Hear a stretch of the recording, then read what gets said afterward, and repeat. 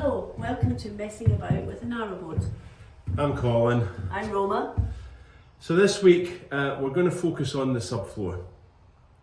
When we had the boat built, we had the floor just tacked down, 4 screws on each bit, because we always knew we were going to get the floor up, move some ballast, put some insulation down. Now the boat builder was going to put the insulation down, but at the time he was going to do that, we thought the boat was moving, so we kind of said, no, we'll do it afterwards. So, and then it was, well, we're going to move it next week, and we're going to move it next week. So it was easier for us to do it than for the boat builder to try and fit it into a busy schedule. So here we are now planning to do that. So that's what the jobs are this week.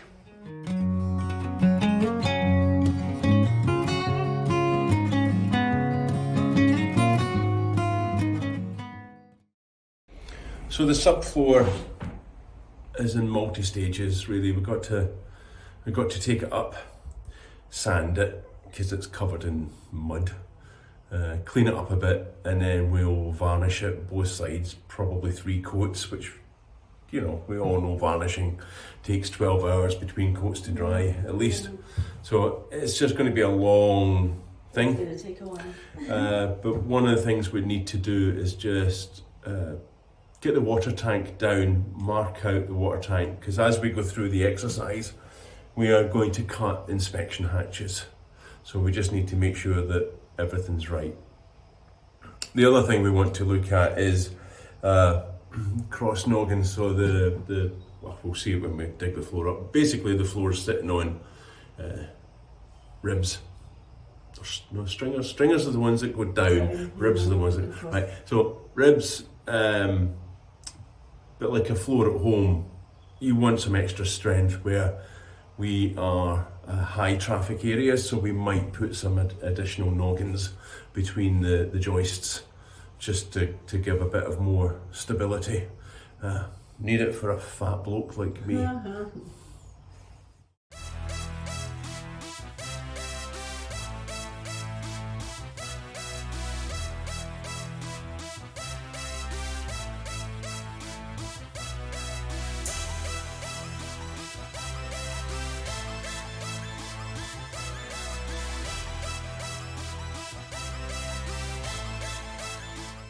Okay, so let's get on with what we came here to do this week. As always, everything starts with measuring, checking, validation, and then we focus on the things that we've got to do.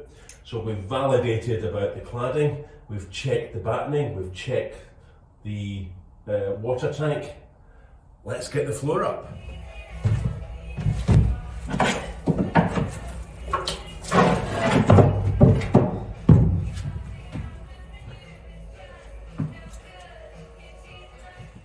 When we had the boat done, we had 2 coats of primer on the base plate and then 2 coats of bilge paint. Just everything you can do at the time to protect. Protection is the important one. As you can see, the bricks are in. There's quite a lot of spray foam cutting to be cleared out. But the floor's dry. Yeah, we're all good. Just a fair bit of hoovering. And where's Roma? Hang on. Roma, hoover!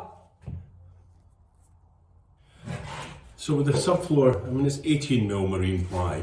I'm just going to sand it lightly, and then a couple of coats of varnish.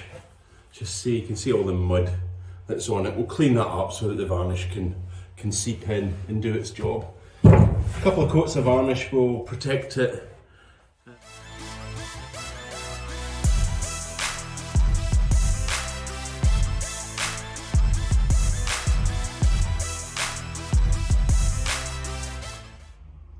So that's the second board up, and I can see that we actually won't need any additional noggins across here. I think once it's screwed in properly, it's going to be strong enough. the ribs are close enough together to give oodles of strength. Particularly, I was kind of worried about here, under the water tank. I didn't want the weight of the water making the subfloor bend, but I think it'll be absolutely fine.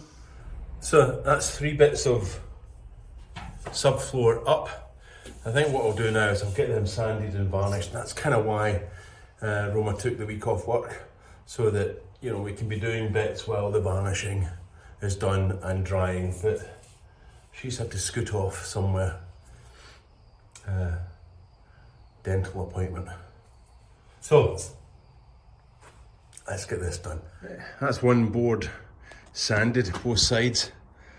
It still looks a bit rough on this bit, but actually it's had 4 months of mud from 2 boatyards treaded into it. So I've sanded it all off. It's smooth enough, although smoothness isn't really the issue, it's cleanliness. I'm kind of toying with putting a wood treatment on before I varnish. Not so sure. It's just more time. And it's not exactly going to be outside in the wet, rotting, like the wood treatments you put on your garden shed or your garden fence. It's not going to be attacked like that. I think the yacht varnish will be fine. So I've sanded and demudded 3 bits. Quite big, so it takes a wee while. You know what it's like sanding. You didn't need to see that. I'm now going to put the first coat of varnish on all of them. I'll give them a wipe down with some white spirit and a cloth just to get some of the sawdust off, and then I will varnish. That will dry overnight, and then we can get the next coat done tomorrow while we're cleaning the rest. I was hoping to do some of the insulation today, but the days got away from us like they always do.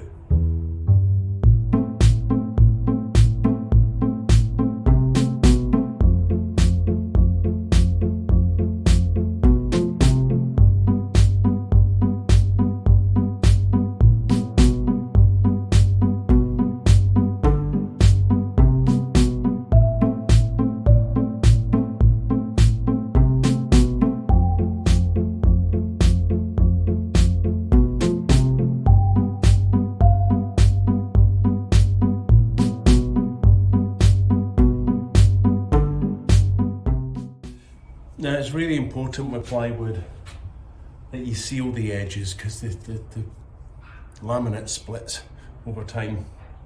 And even though this is marine plywood, which is weather and boil proof resistant glue, the seams or the edges are still exposed, so they need done. And actually it will make it cleaner, easier to clean rather, when we walk on it with mud, because it will be protected and we can wash it. I'm sure there's some other reasons, but my brain has gone numb with sanding and painting.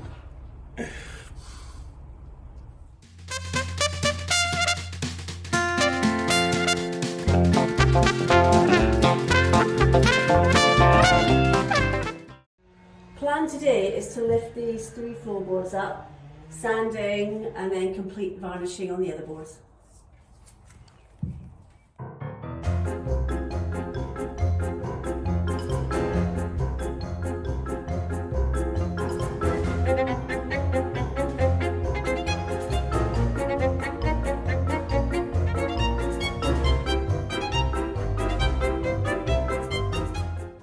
Sand the floor.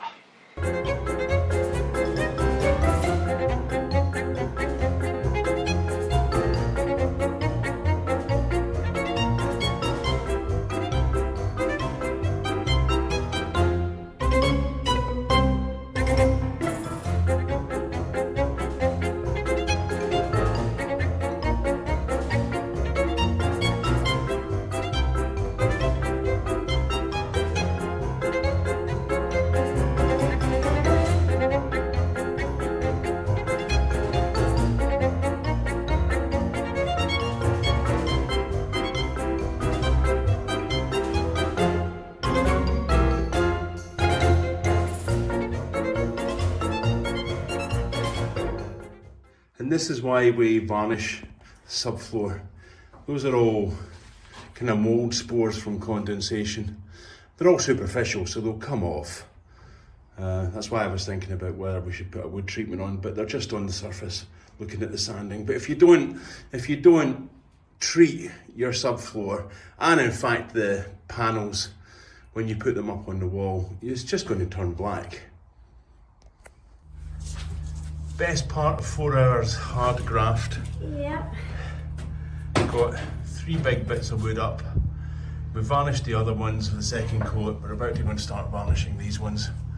But yeah, it's a graft, isn't it? It is. It's I think it's because of the spores on the back of the board we have had to clean off. Yeah. Had we done this way back when we first got the boat, I don't think it would have been an issue. Well, Fine. you know, only another 8 boards to go. Good. We've made a good head start. You know, you get your mask on and nobody can hear you. Yay! Yeah, it's me. Hi. Oh, what a day. It's Been a day. 6 hours. Pretty hard graft actually. We didn't get any of the foil insulation down just because lifting these floorboards for us old folks is pretty I heavy. think we've done a great job. We've got first coat of varnish on. Yeah, done that. Second coat of varnish on that lot. Yeah. And time for a swig of iron brew before we go home. Just the one can left. We're sharing. Maybe not.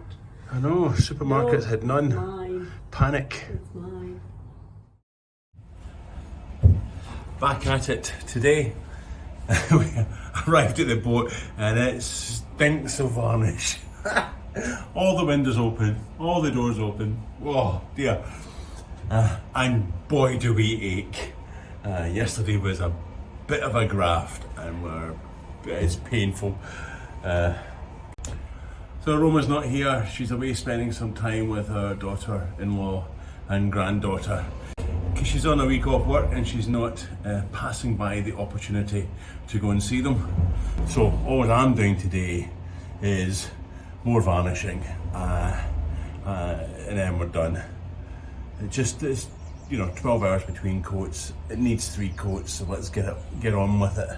First, you accomplish paint defense.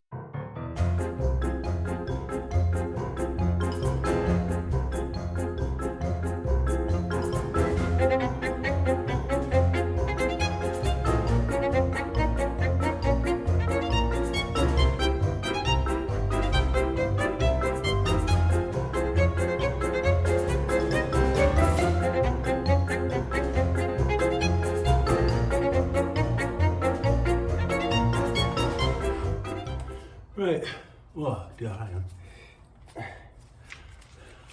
Second coat's on.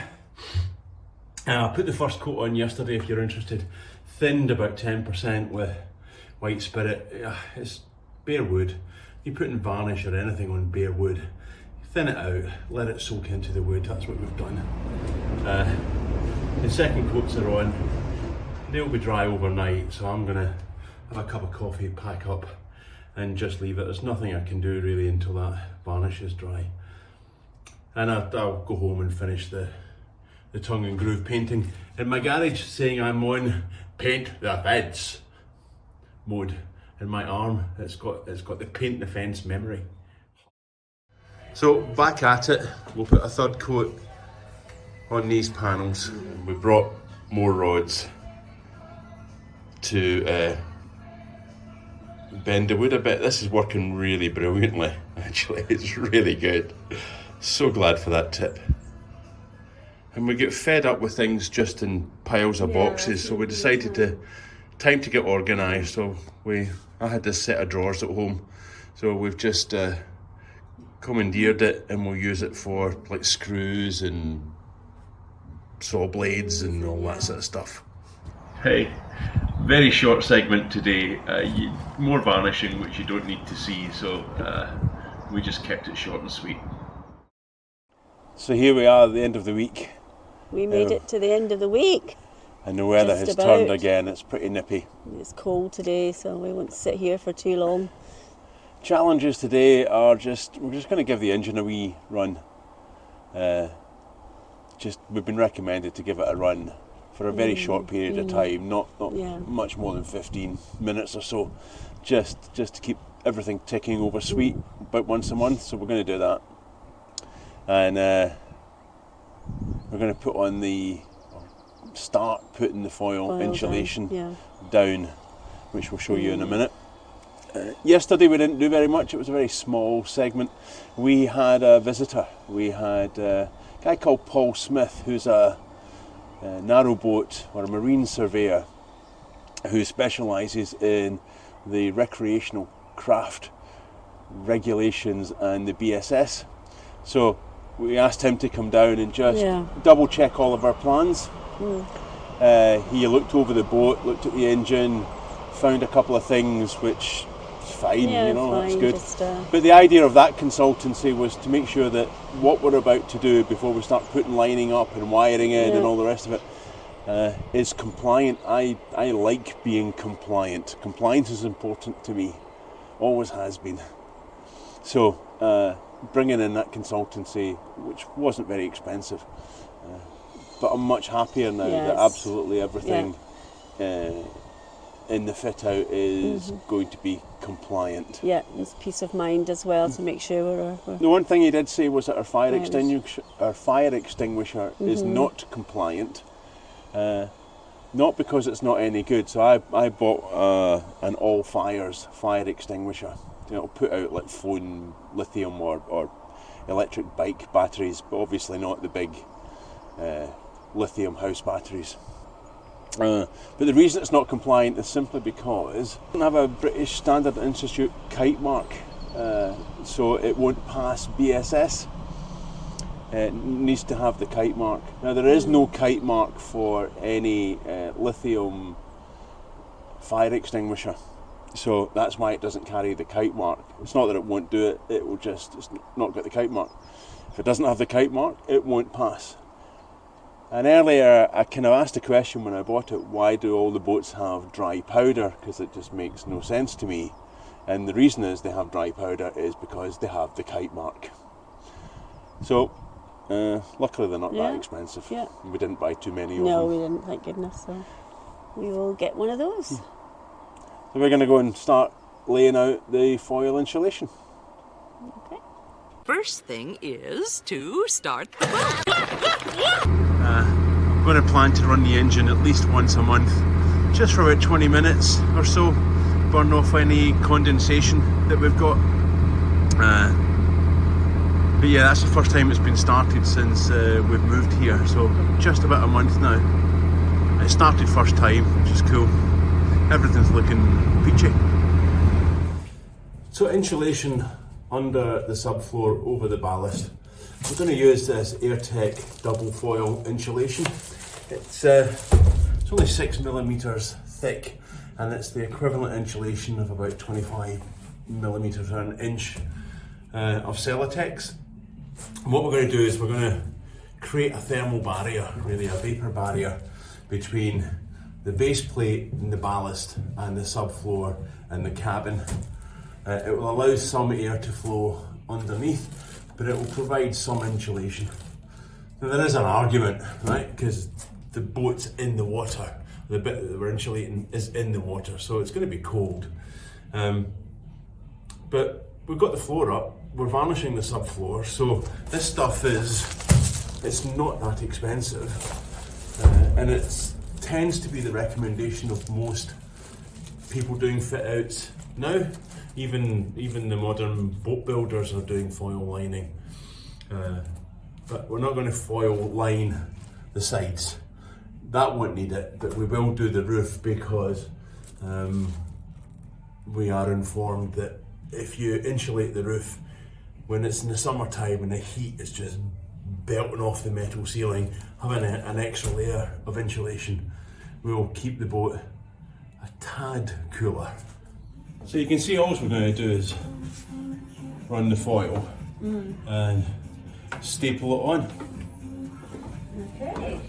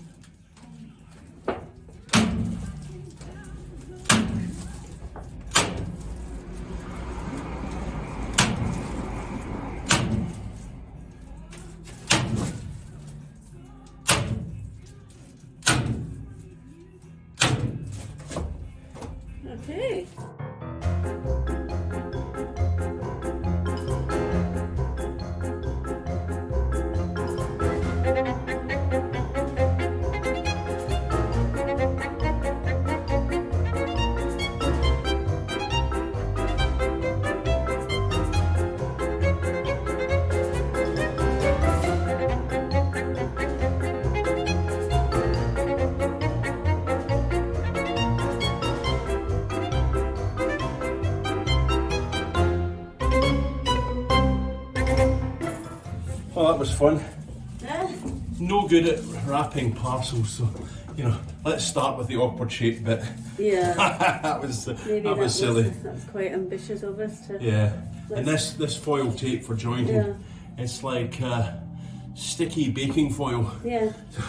The minute you touch it, it just tears, which is what you want it to do. But anyway, we are all foiled up, ready for the oven.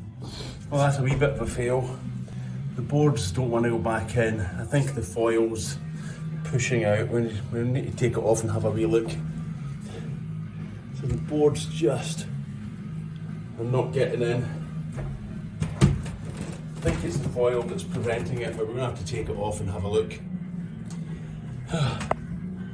And you know what? It's Friday and we're exhausted. And I think if we continue to do this, we'll just really muck it up. So I think it's For another day.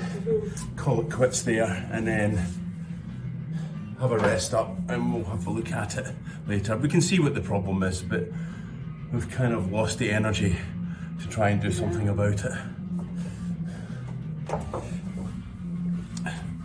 Roma's still in pain from having her tooth dug out. Yeah. So, it's quite horrible, but never mind. So I predict. Yeah, we're going to have a wee look at it. But that's what we're here for, right? It's all kind of trial and error. Yeah, it really is. Figure it out. Everything's solvable. I think I know exactly what the problem is. Takes a bit of time, but yeah, definitely. So, All right, we'll call it quits for this video. Well, thanks for liking. bye for now. Thanks for watching. Thanks for subscribing. And thanks for the comments. The two of you that gave me those comments about the poles and the spray foam and pushing the battens round to bend them. Brilliant, absolutely brilliant. What a peach. So yeah, keep on coming. Thanks very much. See you next time. Right, here's a wee postscript. I'm on the deck. We couldn't leave it. We just couldn't leave it. It would not be right to finish our weekly task list. But figure out what it is. So let me turn the camera around. Really, two issues. One was there was a bit of spray foam blocking under the battens. We forgot that the board goes under the battens, so we hadn't made enough allowance for the foam, for the foil, to go right against the sides. So the lesson learned from this is, rather than kind of wrap the thing in one go, we put the bottom bit on and then leave an overlap, and then we can join it afterwards once we've fitted the boards. And fit the boards first, just in case there was any errant spray foam. So that's what we'll do. That's the whole point of it. It's all a learning curve.